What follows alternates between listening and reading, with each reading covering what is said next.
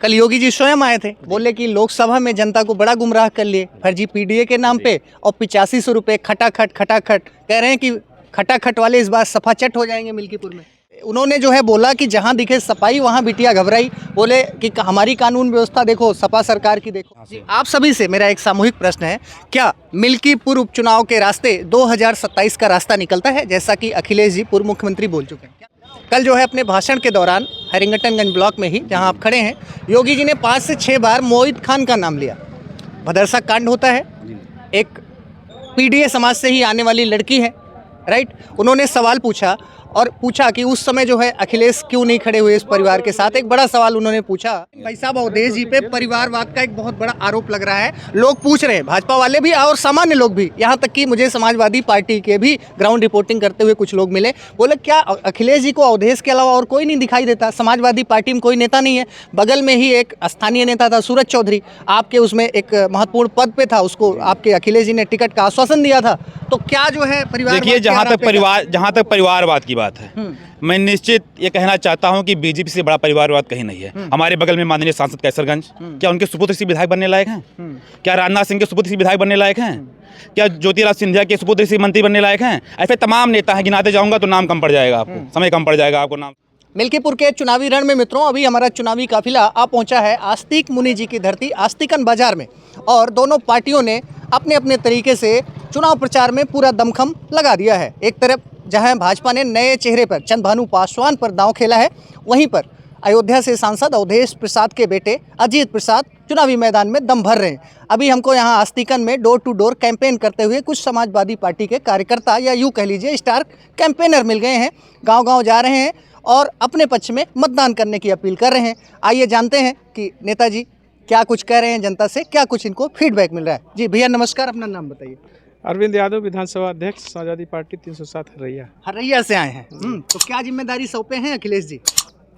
जिम्मेदारी लोगों को, ये जो सरकार चल रही है किस तरह से लोगों के हक हकूक को मार रही है, किस तरह से नौजवानों, किसानों, मजलूमों, व्यापारियों के साथ मजाक किया जा रहा है, ये बताने का काम हम लोग कर रहे हैं। और जब हमारी सरकार थी, आदरणीय अखिलेश यादव जी के नेतृत्व वाली सरकार थी, तो किस तरह से किसानों, नौजवानों, मजदूरों सबके हक में काम किया गया था, इसी का अंतर बताया जा रहा है। और जनता उस अंतर को समझ भी रही है और बड़े पैमाने पर आदरणीय राष्ट्रीय अध्यक्ष जी के ऊपर विश्वास करते हुए समाजवादी पार्टी के उम्मीदवार को जिताने के लिए हाँ कर रही है। नेताजी, कल मुख्यमंत्री जी का स्वयं आगमन था मिल्कीपुर हैरिंगटनगंज ब्लॉक में, और बड़ा आरोप लगाते हुए परिवारवाद के ऊपर उन्होंने बड़ा आरोप लगाया कि इस बार जो मुकाबला है वो परिवारवाद बनाम राष्ट्रवाद का है। दूसरा उन्होंने जो है बोला कि जहां दिखे सपाई वहां बिटिया घबराई, बोले कि हमारी कानून व्यवस्था देखो, सपा सरकार की देखो। इस पर आप क्या कहना चाहेंगे? हम ये कह रहे हैं कि आप गूगल सर्च कर लीजिए, आप देख लीजिए कि समाजवादी पार्टी की सरकार में बहन बेटियों के साथ क्या व्यवस्था थी, और इस सरकार में 3 गुना अपराध, 4 गुना अपराध बहन बेटियों के साथ बढ़ा हुआ है। और बहन बेटियों की सुरक्षा के लिए 10-90 जैसी योजना हमारी मुख्यमंत्री ने चलाई थी, उनके उत्थान और कल्याण के लिए तमाम लैपटॉप, तमाम सारी सुविधाएं, उनकी शिक्षा के लिए तमाम शिक्षा मुफ्त किया। बहन बेटियों के हक और अधिकार के लिए जो लड़ाई और जो कार्य आदरणीय अखिलेश यादव जी ने किया, जो समाजवादी पार्टी के नेतृत्व वाली सरकारों ने किया, ये सिर्फ एक नफ़रत का माहौल पैदा करते हैं। नफ़रत के अलावा इनके उस पर कुछ नहीं है। और सारे लोग जानते हैं कि बेटियां जलाई जा रही हैं, प्रशासन जला दे रहा है बेटियों के हक को, उनके परिवार, उनकी लाश को उनके परिवार वाले भी नहीं पा रहे हैं। ऐसा इतिहास में कभी नहीं रहा है। बेटियां बिल्कुल सुरक्षित नहीं हैं। और ये हम नहीं कहते, आप तो बहुत जानकार लोग हैं, आप गूगल पर सर्च करके देखिए कितना गुना अपराध बेटियों के खिलाफ बढ़ा इनके सरकार में। क्या फीडबैक मिल रहा है लोगों से? मिल्कीपुर की जनता का मिजाज क्या कहता है? देखिए, सबसे पहले तो बाबू मिसिन जी की धरती है, मैं उनको प्रणाम करना चाहूँगा। और ये समाजवादियों का गढ़ है, समाजवादी पार्टी का यहाँ पे हमेशा वर्चस्व रहा है। और यहाँ पे जनता में जो उत्साह दिख रहा है, समाजवादी पार्टी, मैं पूरे विधानसभा नहीं लेकिन इस हैरिंगटनगंज ब्लॉक की बात करता हूँ जहाँ आप खड़े हैं, यहाँ 2/3 बहुमत से जीतेगी चुनाव। और किसी भी, क्योंकि समाजवादी पार्टी समाजवाद की बात करती है तो समाज के सभी वर्ग उसके साथ हैं। मैं क्षत्रिय समाज से हूँ और मैं पूरा आपको विश्वास ही दिलाता हूँ कि मिल्कीपुर विधानसभा का क्षत्रिय कम से कम 70% समाजवादी पार्टी के साथ है। और समाजवादी पार्टी में ही क्षत्रियों का सम्मान है। मैं ये भी बता देना चाहता हूँ, नेताजी जब कैबिनेट सरकार बनाए थे, माननीय मुलायम सिंह जी या अखिलेश जी की सरकार रही हो, तो उसमें क्षत्रियों को पूरा सम्मान देने का काम किया गया था। तो हमारा समाज ज़्यादा से ज़्यादा संख्या में समाजवादी पार्टी का साथ देगा और मिल्कीपुर लगभग हम लोग 45 से 50 हज़ार वोटों के अंतर से चुनाव जीतेंगे यहाँ पे। कल योगी जी स्वयं आए थे, बोले कि लोकसभा में जनता को बड़ा गुमराह कर लिए फर्जी पीडीए के नाम पे और 8500 रुपये खटाखट कह रहे हैं कि खटाखट वाले इस बार सफाचट हो जाएंगे मिल्कीपुर में। सफाचट होने की बारी तो खुद योगी बाबा के देख खुद सफाचट हैं, तो वो तो सफाचट उनकी बारी है। योगी बाबा को पता है कि 2027 में उनकी सरकार नहीं बननी है और लोकसभा में जैसा कि हम लोगों ने एक इतिहास बनाया, हमने हमारे गठबंधन ने 43 सीटें जीती और योगी बाबा का जो घमंड था कि हम 80 सीटें जीतेंगे, वो लोग 35 सीटों पर सिमट कर रह गए। तो ये उपचुनाव में जो भी 7 सीटें जो उस घमंड पे न रहें। जनता जो है समाजवादियों के साथ है, समाजवादियों के काम के साथ है और ये जो प्रताड़ित कर रहे हैं नौजवानों को, सबसे पहले जो है बेरोजगारी भत्ता देने का समाजवादी पार्टी माननीय मुलायम सिंह यादव जी ने किया था।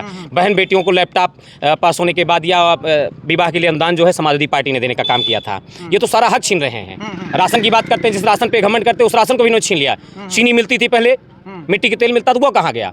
ये सारा जो भारतीय जनता पार्टी बेच खा रही है। तो कह रहे हैं निःशुल्क राशन निःशुल्क दे रहे हैं, कौन सा एहसान कर रहे हैं? कोरोना काल से नहीं, ये चीजें जो है कांग्रेस सरकार में भी थी, पूर्ववर्ती सरकारों ने भी दिया, जो दिया आपने उसको छीन लिया। भाई मिट्टी के तेल अब कहाँ मिल रहा है? किसी घर डेबरी जलाने के लिए मिट्टी के तेल मिल जाए बताइए? एक बूंद मिल जाए। गांव में 18 घंटे बिजली दे रहे हैं गांव में और कह रहे हैं कि अखिलेश जी के कार्यकाल में 4 घंटे भी किस अखिलेश जी के कार्यकाल में जनता को पता है। मैं ये नहीं कि मैं समाजवादी पार्टी के नेता हूं तो मैं कहूंगा, आप जनता से पता करिए आज भारतीय जनता पार्टी की सरकार में किस गांव में 18 घंटे बिजली मिल रही है। अभी हमारे साथ कुछ युवा भी हैं जो कि चुनाव प्रचार में लग गए हैं। भाई क्या फीडबैक मिल रहा है? सबसे पहले तो अपना परिचय देखिए, मेरा नाम राहुल सिंह है, मैं मुलायम सिंह युद्ध विकार राष्ट्रीय उपाध्यक्ष हूँ। हमारा गृह जनपद आपके बगल में बस्ती है। मैं आज यहाँ मिल्कीपुर में चुनाव कैंपेन के रूप में हम लोगों को जिम्मेदारी दी गई और मैं यहाँ पे हूँ। क्या फीडबैक मिल रहा है? जनता का फीडबैक अभी आप लोकसभा के चुनाव में देख चुके हैं। अवधेश प्रसाद जी के साथ था, इंडिया गठबंधन के साथ था, पीडीए के साथ था। जिस प्रकार से लोकसभा के चुनाव में हमारे नेता अवधेश प्रसाद जी ने यहाँ भारी जीत दर्ज की थी, ठीक उसी प्रकार से यहाँ के लोगों ने, यहाँ के नौजवानों ने, यहाँ के किसानों ने, महिलाओं ने ये फिर मोड़ बना लिया है कि मिल्कीपुर उपचुनाव से भारतीय जनता पार्टी को हराकर पूरे देश में जो एक सामाजिक समरसता को भंग करने का काम भाजपा कर रही है, उसको मुंहतोड़ जवाब देंगी। किसानों के खिलाफ जो तमाम कानून आए उसके खिलाफ भी ये चुनाव है, नौजवानों के खिलाफ ये चुनाव है। और जिस प्रकार से आप बात कर रहे थे कि भी मुख्यमंत्री जी कल कहे हैं कि बेटियां सुरक्षित नहीं है, मैं पूछना चाहता हूं, क्या हाथरस की बेटी मेरे सरकार में कांड हुआ? हाथरस की बेटी कब जलाई गई? मुख्यमंत्री जी हाथरस की बेटी का कांड देख लीजिए, लखीमपुर खीरी घटना देख लीजिए, ऐसे तमाम घटने हैं प्रदेश में। जब हम गिनाने चलेंगे तो शायद आपको समय कम पड़ जाएगा।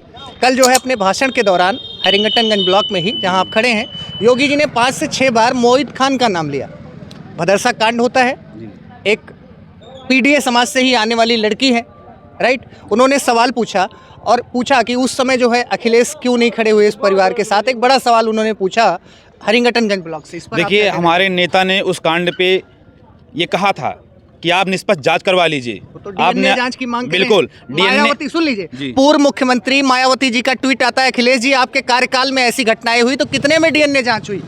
देखिए, उस समय स्थिति क्या थी नहीं पता, लेकिन जब अखिलेश जी ने कहा और डीएनए जांच हुआ, रिपोर्ट क्या है आप भी जानते हैं। पूरा अयोध्या जानता है कि उसमें उनको गलत फंसाया जा रहा है, जबकि कांड उनके यहाँ काम करने वाला कोई और किया था। देखिए भाई साहब, ऐसा है, मैं भी जो है पढ़ा लिखा एक स्टूडेंट हूँ और इसी मुद्दे पे अभी आपने जो है समाजवादी पार्टी के कद्दावर नेता रहे इसी ब्लॉक से, हरिंगटनगंज से, स्वर्गीय मिस सेन यादव के बड़े सुपुत्र हैं पूर्व डीआईजी अरविंद सेन यादव से बातचीत हुई। बदरसा कांड पे हमने उनका स्पष्टीकरण मांगा तो उन्होंने बताया, चूंकि वो कानून के अच्छे जानकार हैं, बोले जब ऐसा केस होता है और एक से अधिक होते हैं कुकृत्य करने वाले तो एक से ही कंसीव होता है, इसका मतलब ये नहीं है कि उसमें नहीं आया है तो वो नहीं है। देखिए, जब भी कोई मामला होता है तो विपक्ष का ये कहना होता है कि इसमें तमाम लोगों की संलिप्तता पाई गई थी, लेकिन ये जांच का विषय है, ये हमारा विषय नहीं है। नेता हैं, भाजपा के नेता हैं, उनको तो आरोप लगाना ही है, लेकिन ये तय करेगी सत्ता में जो बैठी पुलिस प्रशासन है और जो न्यायालय है। न्यायालय पे हमारा पूरा भरोसा है, न्यायालय जो भी उसमें रिजल्ट आएगा हम लोग स्वागत करेंगे। लेकिन भाई साहब, अवधेश जी पे परिवारवाद का एक बहुत बड़ा आरोप लग रहा है। लोग पूछ रहे हैं, भाजपा वाले भी और सामान्य लोग भी, यहाँ तक कि मुझे समाजवादी पार्टी के भी ग्राउंड रिपोर्टिंग करते हुए कुछ लोग मिले, बोले क्या अखिलेश जी को अवधेश के अलावा और कोई नहीं दिखाई देता? समाजवादी पार्टी में कोई नेता नहीं है? बगल में ही एक स्थानीय नेता था सूरज चौधरी, आपके उसमें एक महत्वपूर्ण पद पे था, उसको आपके अखिलेश जी ने टिकट का आश्वासन दिया था। तो क्या जो है परिवार, देखिए, जहाँ तक परिवारवाद की बात है, मैं निश्चित ये कहना चाहता हूं कि बीजेपी से बड़ा परिवारवाद कहीं नहीं है। हमारे बगल में माननीय सांसद कैसरगंज, क्या उनके सुपुत्र इसी विधायक बनने लायक हैं?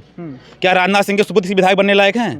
क्या ज्योतिरादित्य सिंधिया के सुपुत्र इसी मंत्री बनने लायक हैं? ऐसे तमाम नेता हैं, गिनाते जाऊंगा तो नाम कम पड़ जाएगा आपको, समय कम पड़ जाएगा आपको नाम सुनने के लिए। ऐसे तमाम नेता हैं, किसी बारे में कमेंट नहीं करें। तो आज यहाँ हम लोग कैंपेन में आए हैं। हम यहाँ की जनता से हाथ जोड़ के निवेदन करना चाहते हैं कि आज आप देश में भाईचारा को एक नया मोड़ देना चाहते हैं इस समय, जिस समय पूरा देश जल रहा है हिंदू मुस्लिम में। तो आप आइए और साइकिल के बटन को दबाइए, अखिलेश यादव जी के हाथों को मजबूत करिए और हमारे भाई अजीत प्रसाद को आप विधायक बनाइए। जी, तो मित्रों आप देख सकते हैं मिल्कीपुर उपचुनाव जो है एक महत्वपूर्ण दौर में पहुंच चुका है और दोनों पार्टियों ने अपने अपने तरीके से पूरा दमखम लगा रही हैं। कुछ और जो है समाजवादी पार्टी के कार्यकर्ता हमारे साथ हैं। जी भैया जी, क्या नाम है? मोहम्मद सोले, जिला महासचिव समाजवादी पार्टी जनपद बस्ती। तो क्या फीडबैक मिल रहा है मिल्कीपुर की जनता का स्नेह प्यार बहुत बढ़िया है। ये स्वर्गीय मित्र सेन यादव की धरती है। यहाँ बहुत जाबाज लोग हैं। उन्होंने मतलब तमाम जगह गए, तमाम जगह से बढ़िया बढ़िया फीडबैक मिला। एक तरफ लोग कहे कि चाहे जो हो हम लोग लड़के और जीत के आपको ये सीट देंगे। जी, भाजपा वाले कह रहे हैं कि इस बार बेदाग छवि का युवा नेता तुरुप का इक्का मास्टर कार्ड चंद्रभानु पासवान फेंक दिए हैं। कह रहे हैं कि अवधेश दादा चित्त हो जाएंगे। लोकसभा में लोगों को गुमराह किए थे, इस बार जो है चलेगा नहीं पीडीए कार्ड। ऐसा कुछ नहीं है। और हमारे नेता माननीय अवधेश प्रसाद जी पहले भी चित कर चुके हैं लोकसभा में और इस बार भी करेंगे। हम युवाओं के साथ जो भाजपा सरकार छल कर रही है, हमेशा हम लोग पेपर देने जाते हैं, पेपर लीक हो जा रहा है।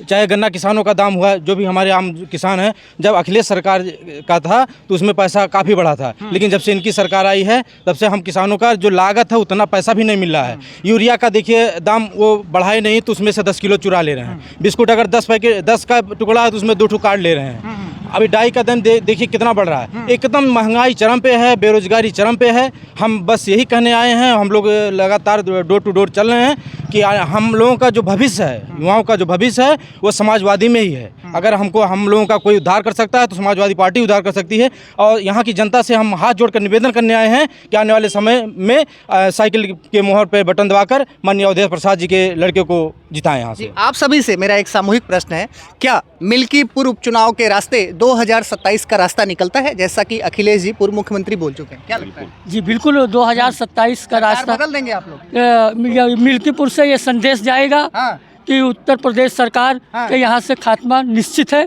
और 2027 में समाजवादी पार्टी की सरकार निश्चित आएगी। क्या लगता है, योगी बाबा की विदाई 27 में तय है? निश्चित तौर पर, चूँकि जिस तरह से युवा परेशान है, किसान परेशान है, व्यापारी परेशान है, नौजवान परेशान है, अपराध बढ़ते जा रहे हैं, महंगाई की हालत चरम पर है, बेरोजगारी की हालत बहुत चरम पर है, निश्चित तौर पर विदाई तय है। और मिल्कीपुर की जनता यह संदेश पूरी दुनिया को दिखाना चाहती है कि जो ये कर रहे हैं नफरत की राजनीति, ढोंग की राजनीति, ये ढोंग और नफरत की राजनीति में अब देश और प्रदेश विश्वास करने वाला नहीं है।